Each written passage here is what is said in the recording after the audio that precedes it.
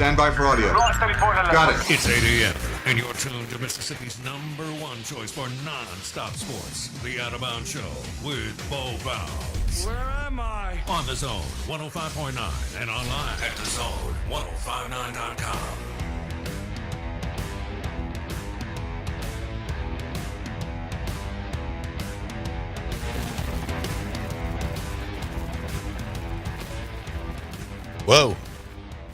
It's really despicable. Good morning. Welcome into the Out of Bounds Show, ESPN 105.9 The Zone. Brought to you by Kessler Prime and the Renaissance, KesslerPrime.com to make a reservation if you want to enjoy an amazing steak and fantastic atmosphere and 6 private dining rooms that you can reserve. KesslerPrime.com. All in the Renaissance. 105.9 The Zone, ESPN. We're streaming live on the Out of Bounds radio app. We welcome in Steve Robertson, Gene's Page 247 Sports. Steve joins us on the Farm Bureau Insurance guest line. Steve, that was a tough game on Friday for Mississippi State. They were dominated in every phase of the game. As they turn the page, what can you tell Mississippi State fans about the maybe the future of the Hail State football program? Well, the first thing that's got to happen is you've got to upgrade in every possible venue, right? You've got to upgrade your staff. You've got to upgrade your roster, both sides of the line of scrimmage. I mean, you've got to make a commitment, especially with so much unrest within the league now. I mean, with so many teams now going to be in year one with a new coach and a new administration and a new scheme, you're going to be in year 3. And so you've got to make the steps that ensure that you stay ahead of those teams. Like, you've got a chance to make up some ground, and you can't blow it. You simply can't. I mean, State's gone through something that's kind of been unprecedented, but the reality of it is we're 3 years removed, from Coach Leach passing away now. And so that can no longer be used as an excuse. And so you've got to take every step possible to ensure that you put the best staff and the best roster on the field come 2026. Absolutely, without question. These next 45 days will define the season that Mississippi State's going to have next year. All right. What do you think the ratio is for high school to portal players for the signing days Wednesday, and then you've got the portal that opens up January 2nd? What do you think the ratio is of high school to portal guys? Probably maybe close to 50-50 again. I mean, you begin to kind of work through this thing, and there's still some additions that State will make between now and Wednesday. The guys that this close that decide just kind of wait and do it on National Signing Day. So they'll add a couple more, but the portal opens January 2nd, and you don't get a do-over in the spring this year, right? And so I'm interested to see what that does to the portal recruiting season, because of the fact you've got to approach this knowing we don't have the benefit of the spring portal anymore. So what does that do money-wise? What does that do rev share, NIL-wise? I think you're going to see some big numbers out there, but I think you're also going to see some guys out there, too, that understand there's a lot more competition for these official visits now. And so you're not going to be able to just kind of stretch this thing out and take 7 visits and then make your decision. I think there's going to be a lot of competition both ways, and I think State's going to be probably more portal reliant this year than they wanted to be. But if you don't put a winning product on the field next year, somebody else will be making those decisions this time next year. All right. Steve Robertson, Gene's Page 247 Sports. Everybody knows about upgrading the trenches and the O-line and D-line. What kind of work are they trying to do here over the next 48 hours going into a signing day that's been devalued considerably the last 3+ years, Steve? Yeah, I think that's fair. And I would say probably more so this year, because I think it took the fans maybe a couple of years to kind of acclimate. Traffic numbers in our industry in the portal season dwarf what we used to do or what we currently do in high school. I mean, it's like nowadays you write a story on a kid committing and people are just like, yeah, you probably won't even be here in 2 years, but like when you get into the portal, it's tangible because you can see it. You're like, okay, well, this guy is going to be on the field for us next year, right? I don't have to wait for this guy to develop. I don't have to wait and see this guy in 3 years playing special teams or being a two-deeper. I'm going to see this player on the field of my favorite team this coming season. And so there's a lot more interest on the fan side than that. Now, to answer your question, Braylon Womack is still out there kind of figuring out what he's going to do. That's a guy from Hartfield Academy. You consider one of the top safety prospects in the country. He took an official visit to Mississippi State a couple weekends ago. He was back in Starkville for the battle for the Golden Egg, and looks like it's between State and Texas A&M. I know Auburn, now they've made a hire, and DJ Dirk and those guys trying to make a play to keep him, with the Tigers. And so that'll be an intriguing decision as we get into Wednesday, because he's the guy that can help you earlier, right? It's not like he's a developmental guy, as all high school guys are, but his ceiling is much, much greater than so many guys around the country, and certainly in the state of Mississippi. But, you'd like to, if Bryson Cooley, of course, you could flip him from LSU. That would be awfully interesting. Ole Miss really not so much of a factor with him, so you wonder, with Lane Kiffin going to LSU, does that matter? This late in the process, who knows? But, there's still a few names of interest out there around the state of Mississippi that could end up being Bulldogs come close the business Wednesday. All right, Steve Robertson talking, a little bit of Hell State football and portal and so on. What, on a scale of 1 to 5, what's your confidence level of Kamario Taylor being retained and that everything getting worked out? Or has it already been done? I'd say 10. Okay. Yeah, on a scale of 1 to 5, I'm going to give you a 10. Okay. So, no, I don't think that's going to be an issue at all. And I'll tell you a few reasons why. Number one, he wants to be here. Omar Connor, of course, is his uncle and in many respects a mentor to him. Loves Mississippi State, and like when Georgia got involved late in the process last year, the family were like, hey, this is what we want to do, and Kamario is going to be the face of this program for the next 3 years. Now, you leave and go somewhere else, there's no guarantee you're even going to get on the field next year, and so you got to think about, too, I'm a firm believer in legacy, right? When you begin to think about Kamario Taylor with Jeff Lebby, you make the upgrades you need to make, and all of a sudden you get back to a bowl game, and then maybe by the end of his college career, you're competing for some things of extreme significance. Maybe, when they go to 24 games or 24 teams in the playoff in the next couple of years, maybe you're the guy that leads Mississippi State to its first playoff berth.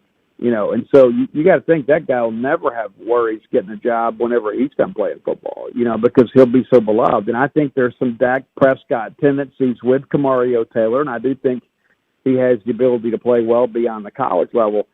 But, it's obviously that he is the centerpiece of everything kind of moving forward, and Mississippi State will take the appropriate steps to ensure that he remains in Starkville. Okay, so you're super confident that Kamario Taylor is back, and you're thinking 30-plus portal players again this year, right? I think that's about right. I think probably maybe 25, But, yeah, right there around that. And I think that's the thing you got to think about, too. If you're Jeff Lebby, you got to think, what makes me a better football team next year? Right. What can I do? And there's a lot of high school guys out there that are really talented that maybe in years past that Dan Mullen would have put in a developmental pipeline, but then that had the benefit of the portal. Right. And so those guys right now you don't take because you need guys that can make an immediate impact. And so I think Jeff Lebby, as he begins to kind of consider his way here in the next couple days, you got to think about what makes you a bowl team and a team that is continuing to trend in the right direction. And there's not going to be a lot of high school players, I think, that do that. You got to take some because you got to get them in the pipeline, get them developed, and you got to have a nucleus of guys that stay with you. You can't run it like a JUCO program every year.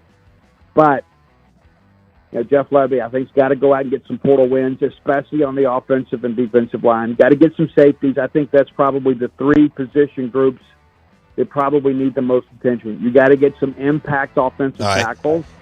You got to get difference makers at defensive tackle. Steve, we appreciate it. Steve Robertson on the Out of Bounds Show. Matt Moscona, LSU Insider at 8:30.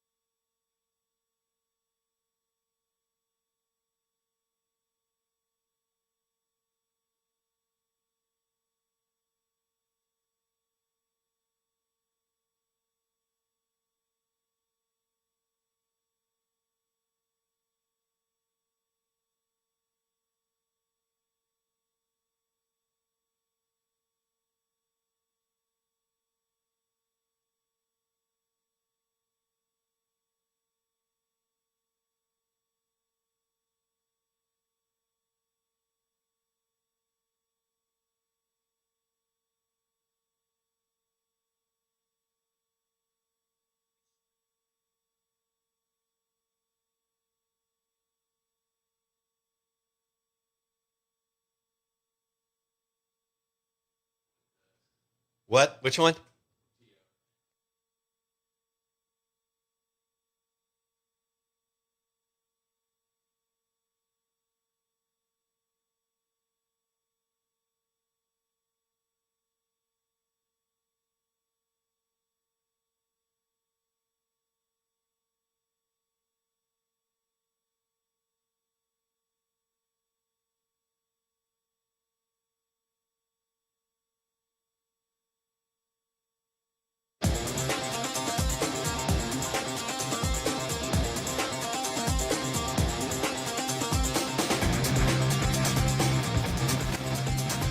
Woo! All right. Good morning. Welcome into the Out of Bounds Show, brought to you by Rick's Pro Truck. RPT trucks live here. RPT Commercial in Pearl, RPT in Flowood, and RPT in Gluckstadt, Madison County. Trucks live here. RicksProTruck.com. Your next spray and bed liner or lift kit, powered by RPT.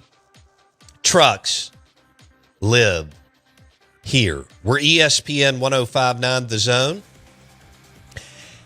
Man, the text on the Golden Moon Casino text line are pretty hot.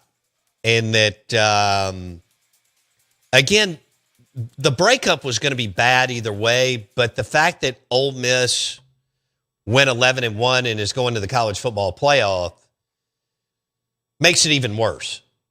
Because, I mean, are you thinking national championship? He wouldn't. Lane? Clearly, because, I mean, you know, if he was, he would have stayed. Right. There's right. no, I mean, right? He obviously, I don't think he thought this team would go 11-1. No way. Well, I know he didn't. No. And he did an amazing job, and Pete Golding and others on the staff and in the strength and conditioning program and all of that. And gosh, their evaluations. I mean, we talk about all that, but it takes so much. We like to just make it, well, it's just this. But I mean, all the different things, the dozens and dozens of things that you have to do to assemble a team, put together a roster, get them going. And Lane has it going on. The evaluation process is A-level. The strength and conditioning program with Savage, who Mullen hired years ago. I mean, and they loved him at Mississippi State. But Savage obviously leads a top-notch strength and conditioning program. Lane had a fantastic DC and Pete Golding, a super special teams coordinator and offensive line coach. You know, the list goes on and on. And of course, Keith Carter and Walker Jones had, once Lane committed to the vision, model, and purpose of the portal, they all got on board immediately in 2021. Oh, yeah. Lane had already proven that he could win. I mean, the first year was the COVID year. You go 4-5, but you play 10 SEC games and so on. The next year, boom, he comes back, he goes to the Sugar Bowl. Right. And then from there, he's won. And he's had really good quarterbacks and so on. He's one of the top 5 play callers in the country. He's turned into a top 5. I mean, you lost a top 5 head coach. That's tough. That's right. There's no sugarcoating it. You lost a top 5 head coach in college football. Now, you may want to put Kirby Smart, Ryan Day. It's fine. Whatever. But there's not many. I mean, those are 2 national championship coaches. Dabo still has titles, and he's coaching. Kalen DeBoer has been to the national championship game, not at Bama, but at Washington, you know, and so on. So the bottom line is you lost a top 5 coach, and you just elevated a guy that everybody likes. Right. I mean, I've talked about this. Pete Golding is, one, a good defensive coordinator. We have no idea what he'll be as a head coach. I mean, he is on the back of the pickup truck, cold beer and a barbecue sandwich and a good story. Hard. In the duck field or coming out of the deer camp. Which we like. Right. But Lane wasn't interested in any of that. No.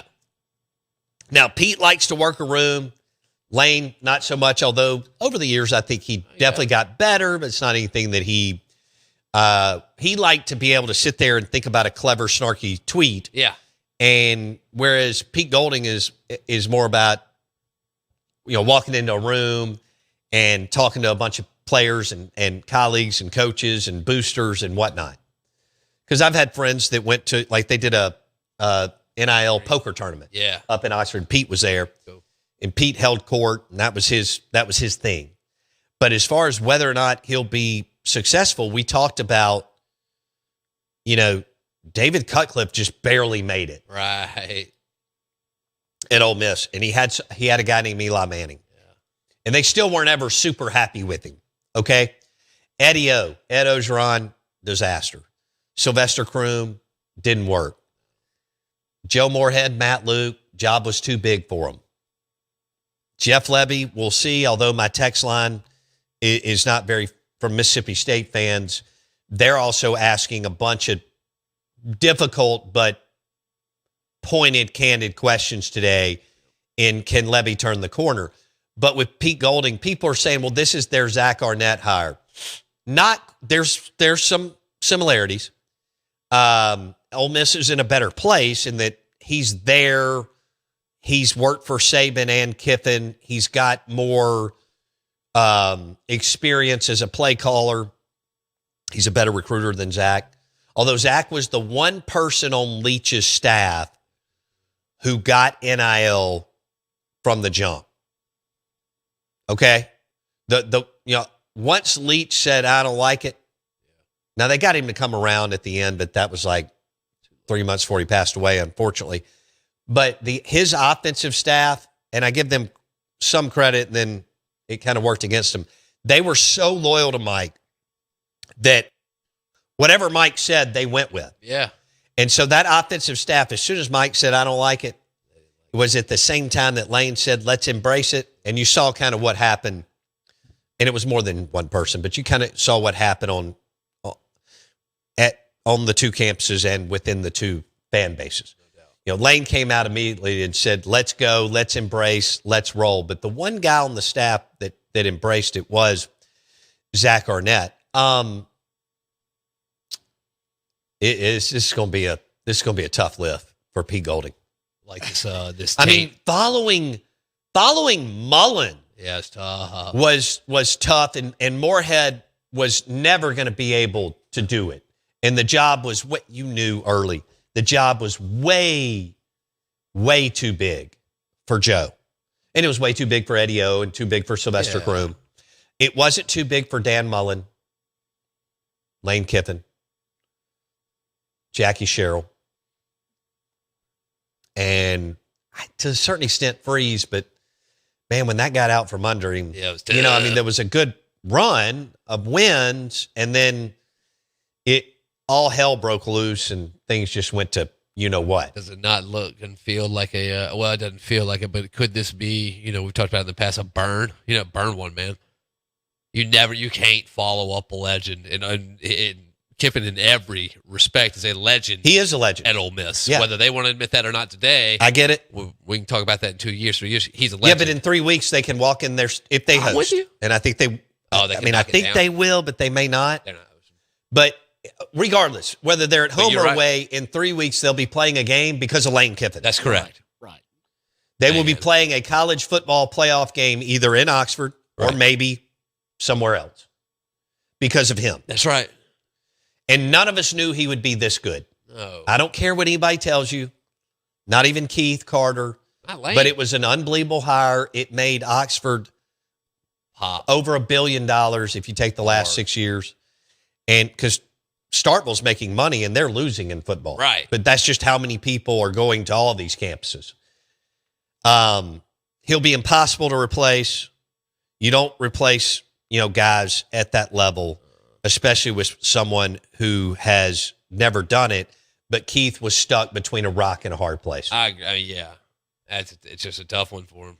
But, looking at, I do want to know this before we go to Matt Moscona here in just a minute. You saw the hires obviously around the SEC. Yeah. You want to give me like a your favorite hires? Lane Kiffin's an A+. Yeah. John Summerall's an A. Okay. Alex Golish to Auburn from South Florida is a B. Is a B. Low B, high C, maybe. Ryan Silverfield, low B, high C. And Pete Golding is a TBD. Well, it is to be determined, but I guess I'd go C, maybe C minus. Yeah. If you're a blue blood, you pick them. Hey, Burgers Blues Barbecue, chicken fried chicken, blue plate today, Dogwood Flowwood. It is fabulous. B3, Burgers Blues Barbecue, Dogwood Flowwood for lunch today. And Matt Moscona, LSU Insider, coming up next.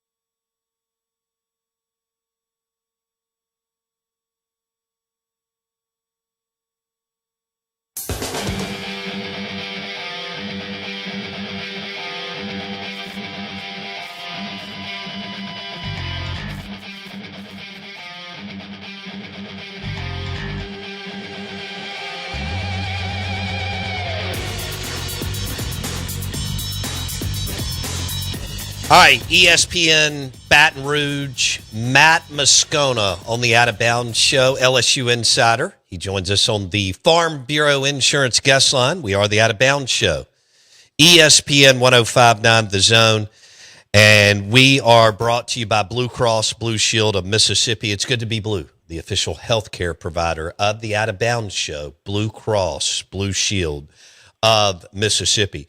All right, Matt Moscona, hell of a job last week on the show. You thought Lane was going to take the job. Did this play out like you thought it would the last 4 or 5 days?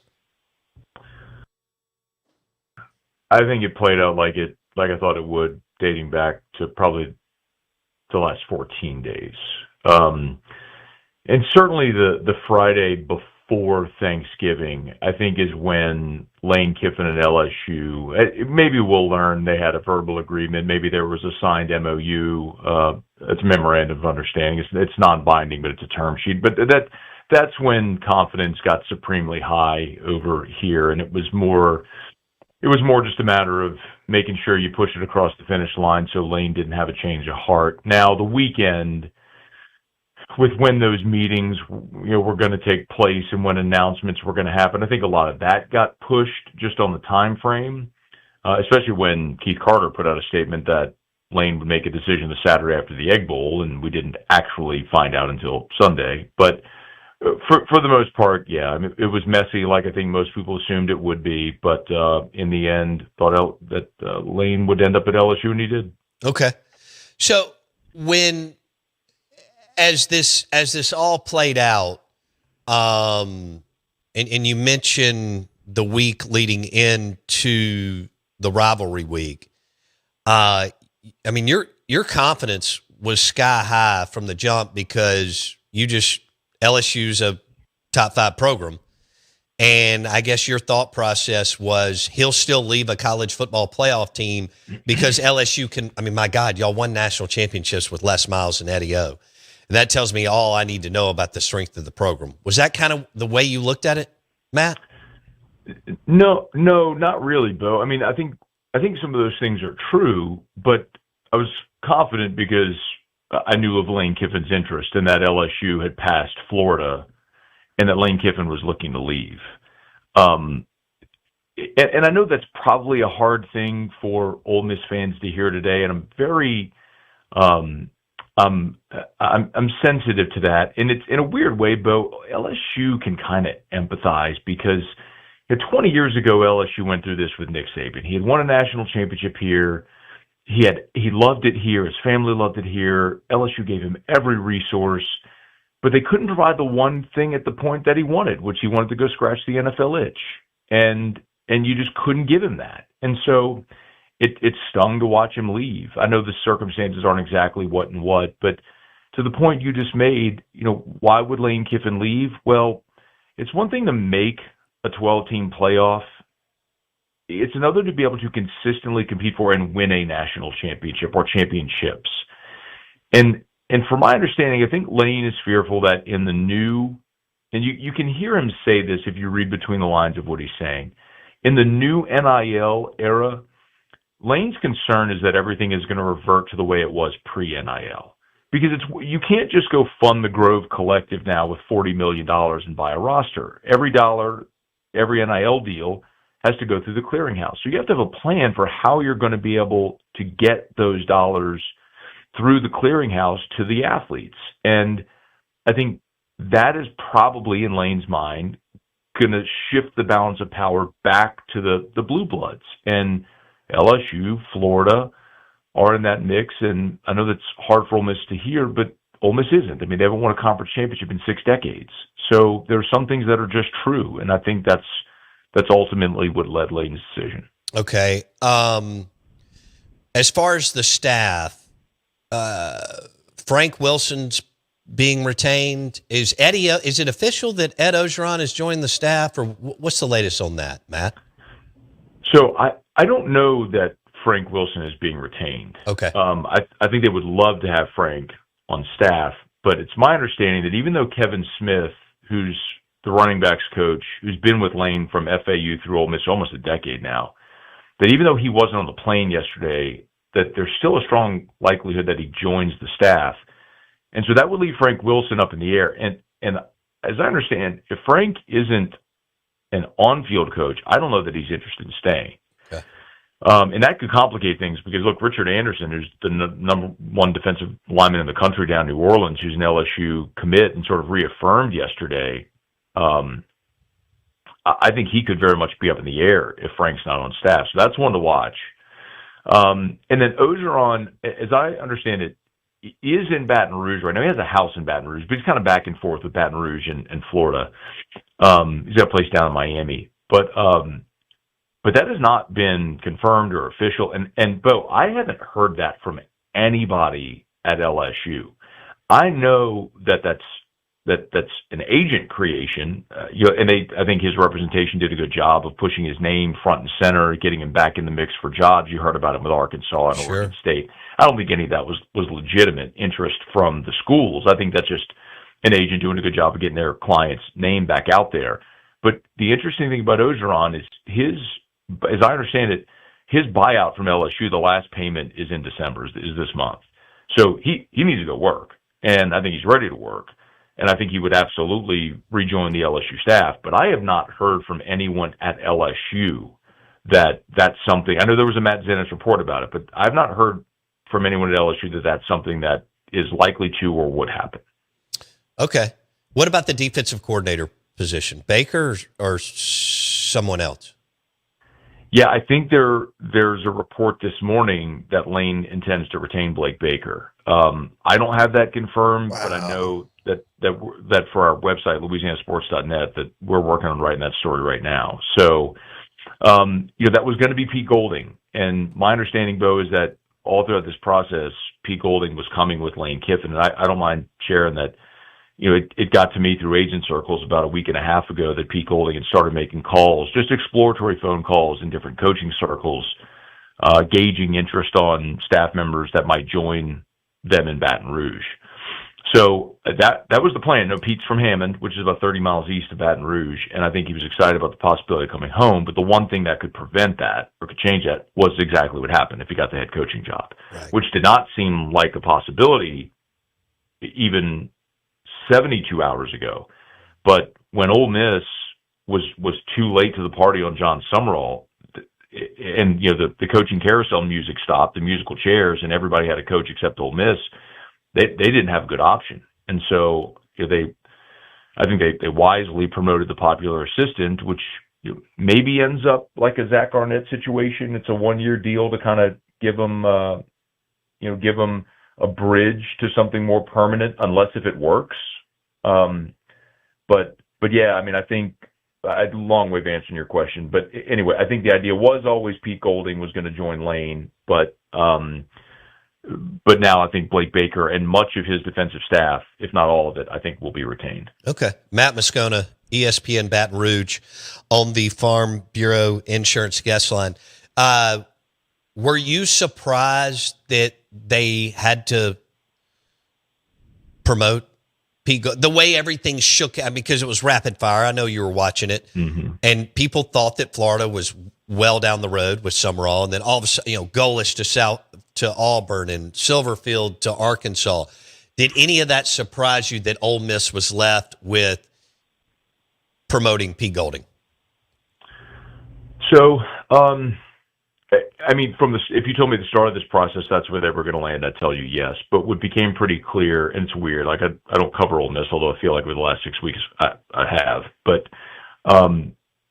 in the last sort of 72 hours, when it became really clear to Keith Carter that Lane Kiffin was leaving, which I still can't believe that he had that blind spot, that he didn't see this for weeks, that this was going to happen. But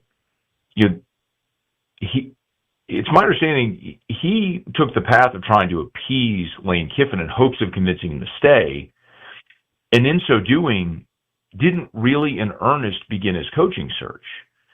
And, I had someone very close to that program tell me, last week he could have gotten on a plane, gone to New Orleans to see John Summerall, but was worried of upsetting Lane Kiffin if he did that. And by the time Ole Miss tried to pivot and get engaged with John Summerall, and I know just being here in Louisiana, knowing a lot of people at both Tulane, Summerall, and at Ole Miss, that there were people who were calling John Summerall on Ole Miss's behalf, trying to get him to hold off on Florida to allow Ole Miss the opportunity to re-engage, but he had a bird in hand, and he was going to make $7.5 million at Florida, so he took the job that was there waiting on him. And that's probably a smart thing for him to do. But I think the big mistake that Keith Carter made was he somehow convinced himself that there was a possibility of Lane Kiffin staying, which, man, when you got a contract extension on your desk for 2 months and you don't sign it, I mean, actions speak louder than words. And I think that's what left Ole Miss in this really vulnerable position. Wow. Matt Moscona, LSU insider on 105.9 The Zone, ESPN. Okay, let's go to LSU. You're already a huge brand, right? You already have all the resources. I mean, y'all trip over about 15 to 20 high school recruits every year just from that state that are really good. I agree with you that some of these guys, if they can at Georgia and Ohio State and LSU, shift back to heavy high school, supplement with portal. Is that kind of where you were going about 5 minutes ago or so? You know, Lane had hit on the portal at Ole Miss. He was on the forefront. He was there. You know this. He had the vision. He was kind of a pioneer. Yeah. But you can't you're not going to hit on every single class. He looked at it like, hey, at LSU, I got 18 to 20 players every year. Compound that over 3 to 4 years, and then we supplement with the portal, and it's just an easier path. Is that where you were going earlier, Matt? I think that's part of his thinking. And actually, you don't even need to hear me say it. If you heard what Nick Saban said on game day Saturday, yeah. I mean, like, where do you think he got that? I mean, Lane said he seeks the counsel of two people, Pete Carroll and Nick Saban. And so Nick on game day was telling you the conversations he's having with Lane, and how he has to keep rebuilding his roster every year through the portal, and how that's labor intensive and there's a lot of risk in that, and it's hard to maintain stability and build success upon that. So, yes, I mean, that is the appeal of a place like LSU. Now, Bo, the caveat here is Brian Kelly came here with that vision, was build through the high school ranks, supplement in the portal. And by his last year, he had gone full portal. I mean, this season, LSU had the number one portal class in the country. And look what happened. I mean, the defense was outstanding this year. The top 10 defense in the country, but the offense imploded. They didn't go heavy enough on the offensive line. They were way too heavy on skill guys. They had an injury at quarterback, and it blew up offensively, got everybody fired.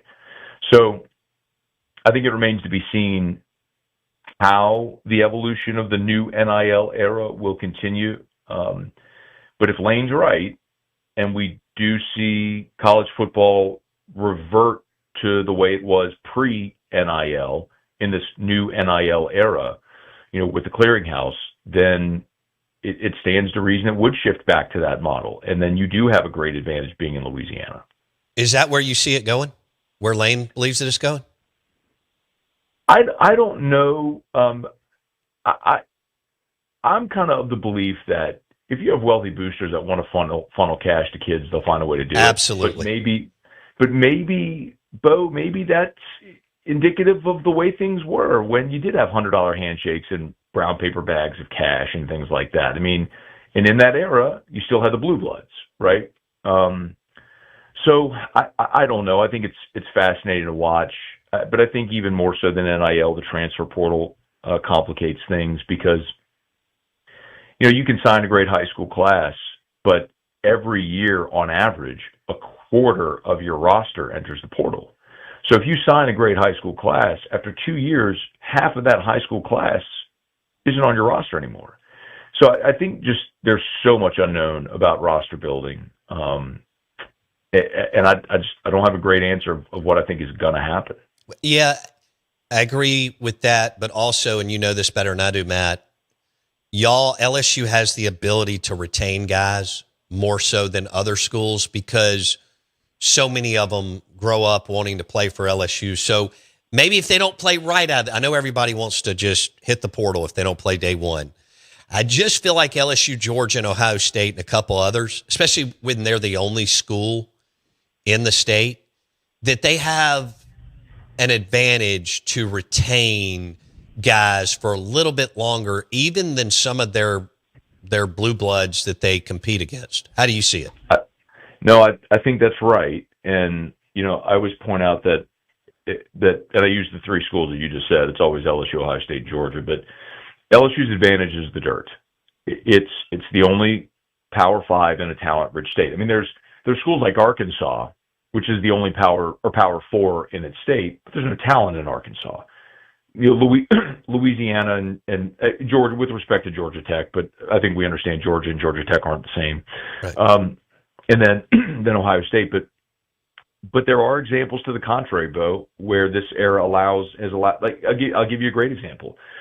A few years ago, Lance Hurd was a 5-star offensive lineman coming out of Neville in North Louisiana. He signs with LSU. He was big get. Went to the same high school as Will Campbell. They were a year apart. So Lance Hurd comes to Baton Rouge to LSU for a season. He's behind Will Campbell, and then transfers to Tennessee. Well, now he's been Tennessee starting left tackle the last 2 years. This year, LSU's offensive line was maybe the worst I've ever seen it.